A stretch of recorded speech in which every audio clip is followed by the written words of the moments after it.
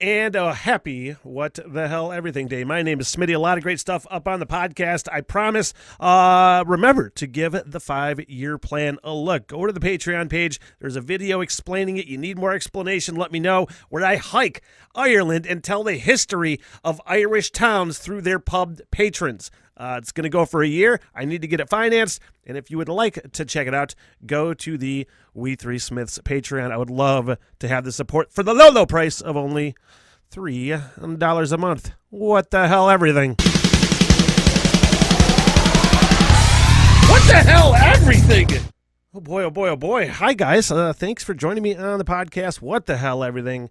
I was so happy to get out yesterday. Recording date and time is June 1st at 1:41 p.m. And finally got fully vaccinated. Finally got out of the house around people without masks. I did the day before yesterday, went to a Right Brain Brewery. I hadn't been there in months. I think I've been there 3 times since the whole pandemic started. And I went into Right Brain in Traverse City the other day and saw all kinds of people. I had a great time shooting the shit. Had a few always great beers at Right Brain. They are killing it, by the way, with so much packaged to-go stuff at Right Brain. Like, I'm not even on the payroll. But I will tell you, man, I had fucking satisfaction. ESB. People that don't know what ESBs are, I'll tell you. Extra special bitter. And don't make the mistake. It's not bitter as in the sense as like bitter like an IPA or something like that. It's a really good, strong, like lager, I guess. I don't really know how to explain it, the flavor on it. But it's a great beer. All sorts of great stuff. I think I saw Who Goes There. I had a Concrete Dinosaur. Give them a shout as always, because I still love Right Brain, even though I don't work there. But I went to the Pit Spitters games. Thanks a lot to a longtime listener on the radio and now just friend, Lyle Tolfree. He and his nephew is Michael Stevens, podcast guest, panelist on Six Packs on Mars and Rock and Roll Roundtable. Michael Stevens, meteorologist on Michigan This Morning on 9 and 10, Fox 32. Yeah, that guy. They took me to the Pit Spitters game, got a message, hey, want to come to the opener? And I said, hell yes, and they won on a walk-off in the 10th right after I walked out the fucking door. Oh, man. I was like, you know what? Here's how stupid I am. Man, because, first of all, another shout-out to, I think it's TC Sweet Buzz. Let me get this guy a fucking shout-out. I don't even know if he has a Facebook page set up yet. I know his name.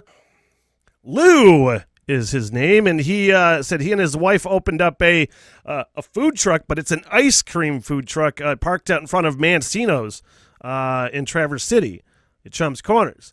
So what I was going to do was swing by there after I left the Pit Spitters game, but it went to extras. And I'm like, fuck, I don't know if I have enough time because I don't know if you have the Facebook page or official hours of operation. And I was like, are they even going to be open when this fucking game gets over? So I'm like, I'm going to get out of here early and go to this fucking ice cream food truck. And right as I'm walking out the door, I heard the crack of the bat on the ball as I'm walking out the gate. And then, woo, crowd walk off. And I'm like, oh, right, I'm beating the crowd. And they won. Awesome. And then instead of taking a left I just fucking forgot to turn into the place, and I passed it. And I was about to turn left at the light at Chum's to come home, and I'm like, I didn't get any fucking ice cream. So I raided the deep freeze when I got home with fucking Levi's Super Rad Rocky Road Toffee ice cream. Woo! It was a fat guy leave of absence the last 3 or 4 days. Kind of let myself out of a cage before I wrangle myself back in so I can give yourself a few days, you know? Get out of my fucking cage a little bit. Man, oh man. I am certainly happy that we don't have these fucking things. This was, man, I hope this never takes effect in the United States. Like people say, all right, hear it said of like Great Britain sometimes, that they're just like the Big Brother state, you know, where they fucking have electronic devices watching everybody all the time. I don't know how bad it is. It sounds pretty bad from news reports, at least to me. You know, I don't want to tap into that dystopian future thing, but this is how conspiracy theories get started, and then it's a matter of, well, do you believe it? But they have these fucking social distancing electronic monitors that you wear, apparently, and this is specifically fuck. Thing is, when I say it, I know I fuck it up. At least I know I'm wrong, specifically. Anyway, this fucking story, it is for a newsroom, a news company, the BBC. They bought thousands of proximity sensors in January to protect their staff by being compliant. Just a little extra help being compliant with the 6 feet social distancing rule in newsrooms. Well, I'm not downplaying that. I get it. I've held steadfast to the social distancing thing this whole time, even pretty much the last couple days when I've been out without a mask, because there's still social distancing, enforcing that until, well, now it's June 1st, so outside is limitless, and July 1st, I guess, is when it's indoors, but I don't know if that's true or not. Anyway, Smitty, one of these fucking things caught fire, one of these electronic devices. So now they're saying, yes, sorry, according to the BBC, one started smoking, and if they can't handle daily use and start setting on fire, then they shouldn't be here. And, man, see, it's things like that, you know? Oh, sure, microchips are just a conspiracy theory. Oh, fuck, man. I don't know if this is a conspiracy theory or not. I know it comes from a BuzzFeed report, which, first of all, begs the question. This is a real, I don't know if it's a rhetorical question. I don't know if it could be answered, because typically, that's why we're in like this new sort of world with the internet. And I don't mean to sound like an old man, but like for the longest time, I don't know what the fuck you had to do to be a journalist. I don't know if you had to work for a legitimate news organization. I don't know if you had to complete school. I don't know if you just had to have a body of work that was provable. But I think, you know, as far as journalism goes, the steadfast rule in journalism is to protect your sources, to expose what needs to be exposed. And I wish I knew more. I wish I knew how to describe that better. But in Texas, a BuzzFeed news report apparently revealed that the hidden scale of the catastrophe being the winter storm, I think it was this winter. Fuck, as far as I could tell, it'd be 5 years ago. Everything's just a blur the last couple of years. I don't know what date or month or year anything happened, but winter storms in Texas, the official death toll in the state of Texas stands at 151 people. Now, according to this BuzzFeed report, many of the uncounted victims of the storm and power outages were already medically vulnerable with chronic conditions including cardiovascular disease, diabetes, kidney problems. So essentially the same thing as with like COVID, where, you know, pre-existing conditions, you know, if it wasn't for COVID, they'd still be alive. If it wasn't for this cold weather, they'd still be alive, essentially. So according to this BuzzFeed report, it's like 700 people, which seems like a big discrepancy. I don't know.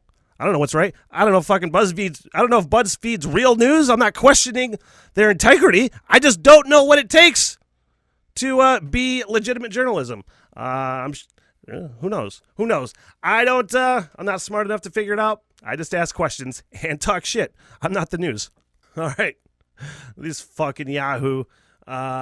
This is hilarious. If you have not seen the footage of this just gigantic dummy taking pictures really, really close to a couple grizzly bears, I'm sure one of them could be juvenile, so it's mom and cub probably. But, you know, they say don't get close to the wildlife, but, man, let's just play it because... Oh, my God. Oh, my God. I got that on video. Me too. Yeah, no shit. Holy fuck. Oh, my God. Oh, my God. Oh, my God. I got that on video. Me too. And, I mean, it's probably wrong to say you wish there was another outcome. I'm not saying I want wish death on this person. Holy fuck. But, like, a good mauling? You know? my God. They say this shit for a reason. You got to tell these fucking idiots all the time. And 100%, not fucking joking. If you, I guessed, I'm like, oh, I wonder what this chick looks like. Oh, yep, just like that. Yep, 100%. I'm like, yep, you're just how I imagined you would look. You know, all you want is a good mauling once in a while. I don't feel like that's too much to ask, you know? So they're essentially looking for this person. I don't know if they found her or not, but I don't really care because I just like plastering her stupid face up there.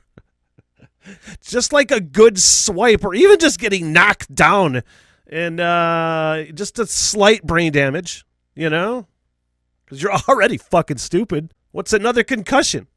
You got to thin herds, man. That's a great example of just somebody who made it further along in life than they should have been, than they should have, because it's made for stupid people to succeed now, and it's fucking hilarious. Man, I was looking at a news story about, I think it was in Colorado. Where there's conflicting reports, obviously, and there probably should be conflicting reports about pet and specifically dog medication with cannabis, which 100% I've become a advocate for marijuana. You know, it is, I can't even start describing how much it has helped me just do shit. Trust me when I tell you, I don't know if I would have this podcast if it wasn't for God, I hate to say it like that because we're getting into a whole new rabbit hole down here. But it's helped me immensely with headaches and with sleeping and with focusing. It's immense. I can't even tell you. So there's, debate back and forth about whether or not cannabis should and could, I'm sure it could, be prescribed for dogs with whatever illnesses, cancer or they're talking about in this specific article, arthritis. So a way to treat that. I was always, because I was I don't know how anti-marijuana I was most of my life, but especially growing up, I really had issue with it. And every time, because I would see people on occasion, take a hit and then blow the smoke in the dog's face. And I was always like, that's fucking assholes, man. Like, at some point, like, there's consent. And to me, it was always, and that could very well be the way it should be, where there should be some sort of consent if you have some kind of mind-altering thing. But the other flip of that coin, there's a lot of medications I see people give dogs, whether it be behavioral treatments or physical treatments for arthritis or whatever, and the fucking dog just lays there, which looks like a lot of fucking potheads too, but there could be benefits. The thing is I don't know. Like I said, I'm not the news. I just talk shit.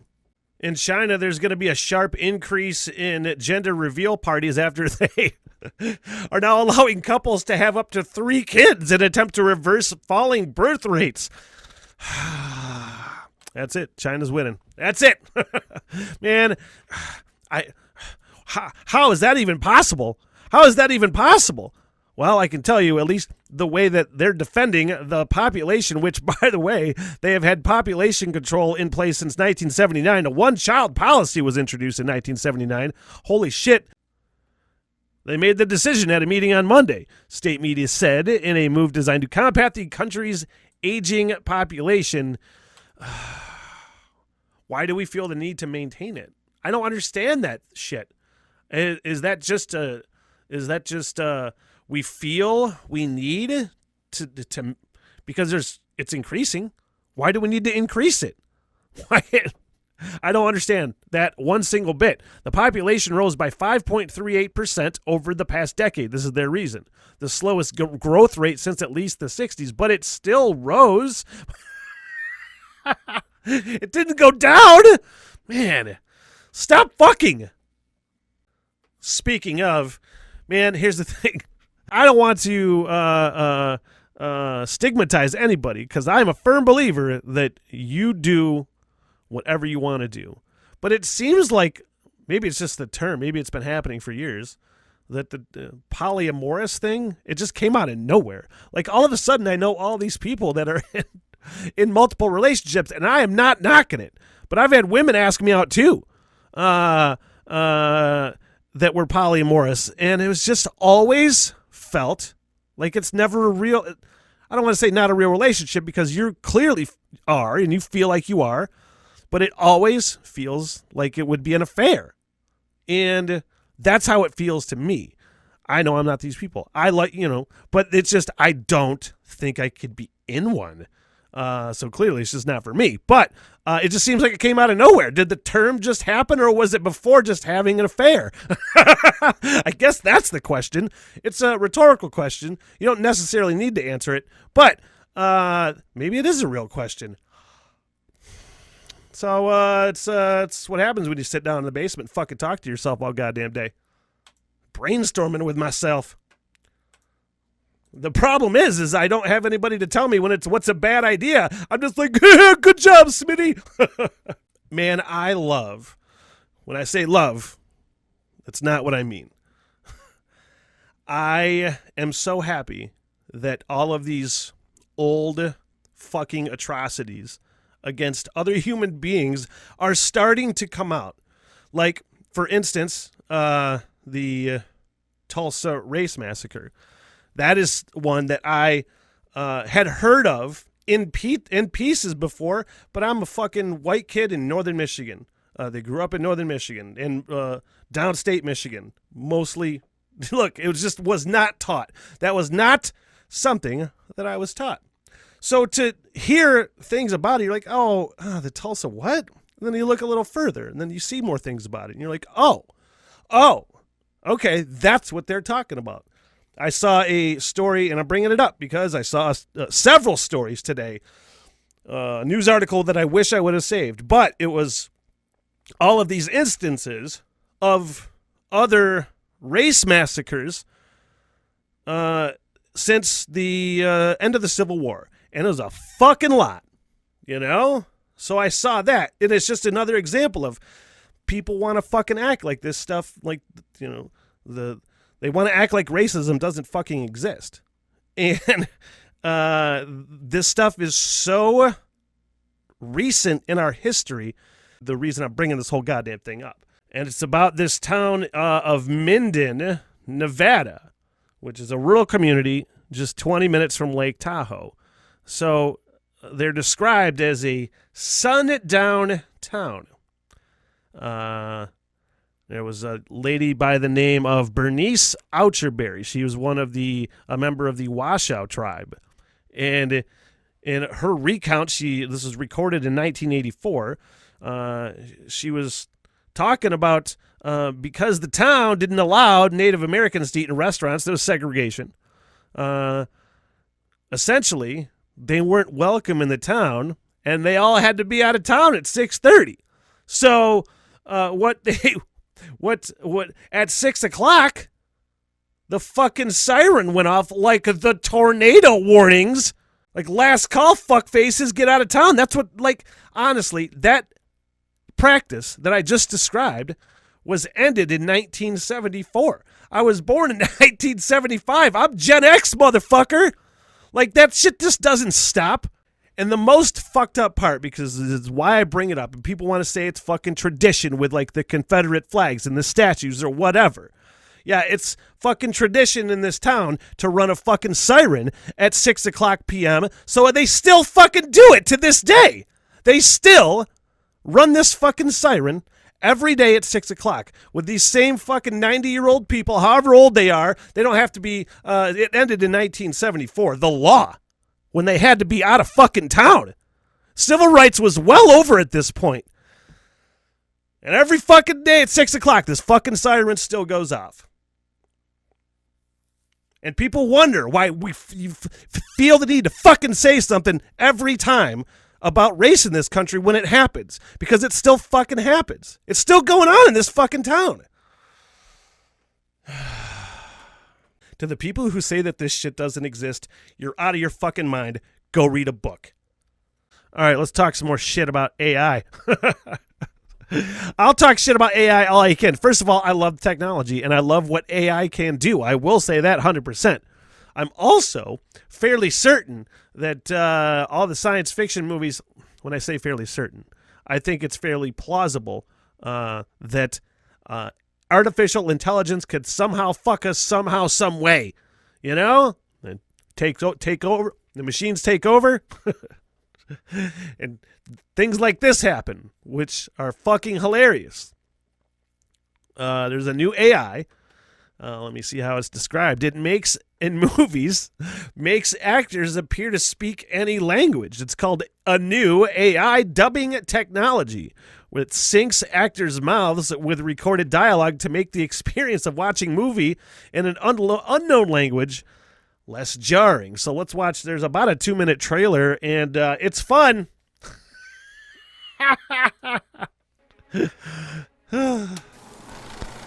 Looks fancy. Looks fancy.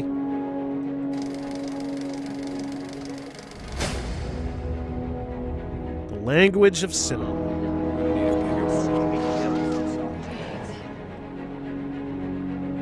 Your names are so long-winded. It's a miracle you have. That's traditional dubbing and how it looks.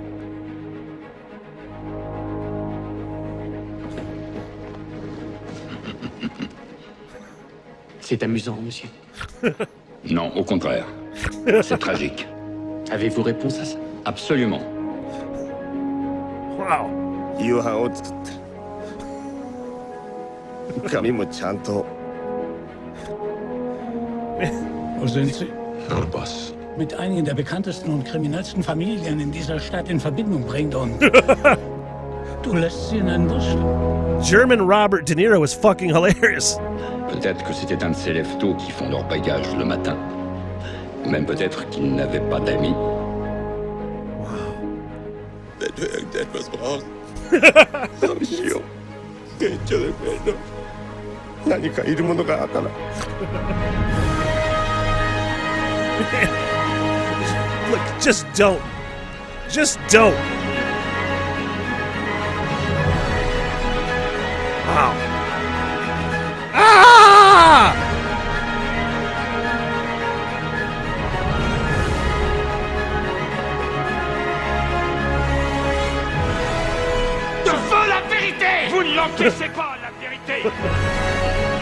All right, enough of that shit. It's a real thing. It looks absolutely ridiculous. It looks worse than regular dubbing. It just does. It looks creepier. I'd rather be focused on the dubbing. Which should be more distracting? That's a great fucking question. Dubbing or dubbing like that, because right now, that's fucking hilarious. Let's talk UFOs, shall we? I was looking at this story according to CNBC, where there's an intelligence official, former defense official, that says the United States has a massive intelligence failure because of all the UFOs. This is after the Navy formalized a reporting process in 2019 for pilots to report incidents of UFO sightings. The Pentagon has declassified 3 videos taken by Navy pilots last April. Now, Christopher Mellon, former Deputy Assistant Secretary of Defense for Intelligence, said it's extremely disturbing to think that after spending hundreds of billions of dollars for so many years and believing our airspace to be secure, in fact, we've had vehicles operating restricted military airspace with impunity on a recurring and sustained basis for many years. They're going to have a briefing for all of the lawmakers in June this month now. Yeah, but you know what that sounds like, that guy? It just sounds... Oh my God, you guys, there's aliens. I can't believe it. What are we going to do? That's what it sounds like. I thought we were secure, you guys. Man, this fucking story. A headline: you're supposed to be comforted by this faceless, robotic, vibrating cat, not horrified. Well, good fucking luck. All right, I'm not sure what country this is out of, but it looks to be an Asian country. And I don't know what the characters are, so I can't tell you. But I can tell you that the name of the video is Meow Ever, and it's about some sort of stuffed cat. I would like to explain it more, but I don't read this particular language. But this fucking stuffed cat doesn't have a face, and it's the creepiest thing I've ever seen in my life. It keeps laying down. It's dead. Meow Ever. Aw, kitty.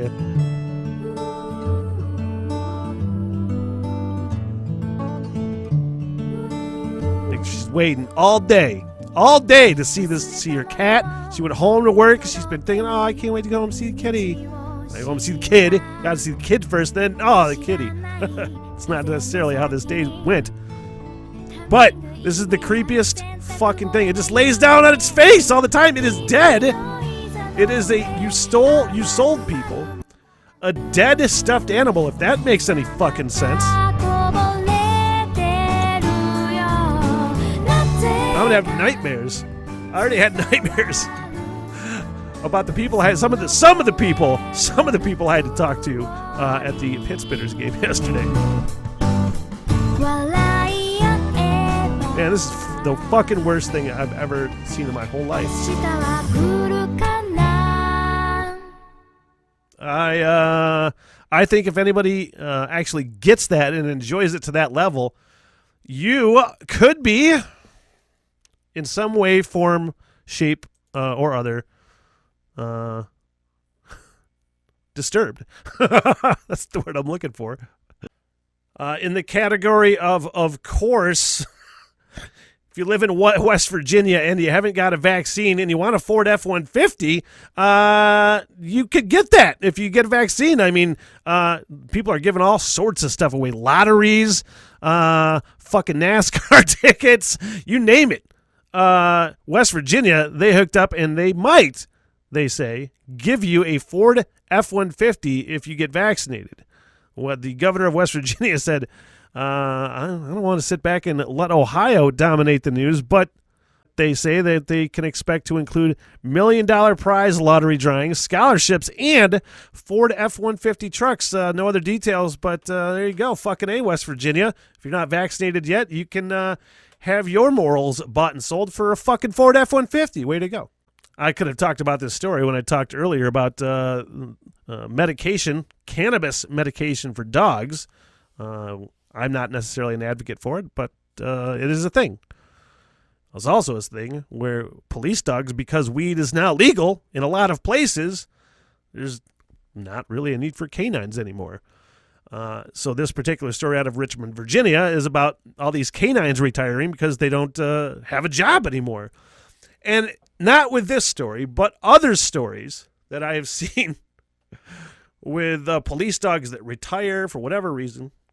I always see comments, they're gonna miss it, or it's been implied. Let me just say it this way. It's been implied that dogs have a sense of duty, and they I think more than anything, they love the companionship of who they're with at the time that is giving them food. I'm no fucking scientist, but I've watched a lot of Cesar Millan.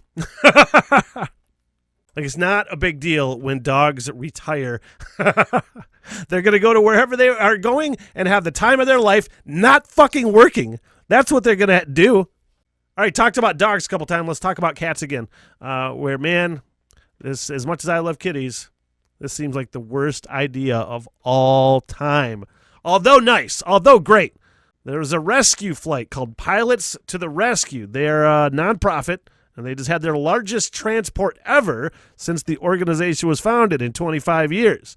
They transported back on May 20th from New Jersey to North Carolina 51 cats. Holy fucking shit.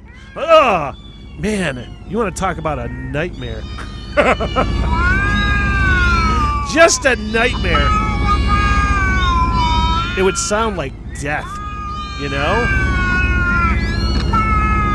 All kinds of terrified cats. I was asking, man, I think I have a good friend of mine might take my cat Lemmy for the year while I go hike in Ireland. But even that 2-hour drive to their house, I'm like, God, I don't want him to make a 2-hour drive. He gets scared in the car. So anyway, cats on a motherfucking plane. There may be people, and I would say there are some people that have no idea that the Statue of Liberty was a gift from France. I'm sure some people will say that they knew it when really they just found that out just now. But in a gesture that represents the United States and France's, quote, shared history and spirit of friendship, They are giving the United States, France is giving the United States another Statue of Liberty. But this one is only 2.83 meters. How is that not the biggest, like, small dick joke to, like, some dick waving, flag waving Americans? From France, 100%. Ha ha, small, like, that has to be. You know it is. Somebody meant it like that. This story out of Vancouver, Washington. I love learning new things, specifically things that have been around my whole life and I didn't really know. Like, I had no idea that there were precious metals in catalytic converters, because I had to ask the question, why the fuck are people stealing catalytic converters? There's somebody that got nailed for stealing catalytic converters at whatever auto shop in Vancouver, Washington. So I'm like, what the fuck? Read down. Oh, there's precious metals. Really? In fucking catalytic converters? What for? Oh, because it like that. I had no idea of this shit. I was never a car guy. Ever. Never gave a shit about cars. I learned how they worked enough to work on them. For the most part, the easier shit. But yeah, there we go. I learned that today, that catalytic converters transform hydrocarbons, carbon dioxide, and nitrogen oxides into water vapor and carbon monoxide. There you go. And apparently it has precious metals in it, like platinum and such. Apparently just a minute amount, but enough people want to fucking steal. I had no idea it was a thing, and I learned it, and I feel smarter. Not much, but a little bit. And I want to thank you guys again for joining me on the What the Hell Everything podcast. I want to remind you that the audio versions on Spotify, Apple, and Google Podcasts have some extra stuff like this one today. The extras on the audio versions have my reaction to the Orion, Metallica's Orion with the S&M treatment, the symphony treatment. Some guy gave it, name's Benjamin Zimmerman. It's got my reaction to that because it's a bucket list thing for me to listen to. That's on the audio version, and that video by itself on the Patreon page where you want to check out the 5-year plan. That would be fantastic.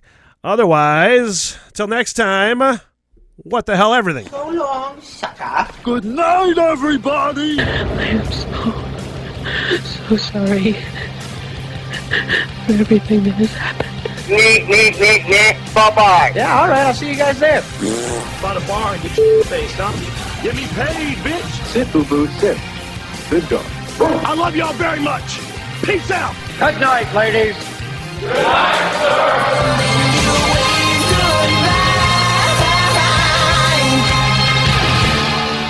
sir. What the hell, everything?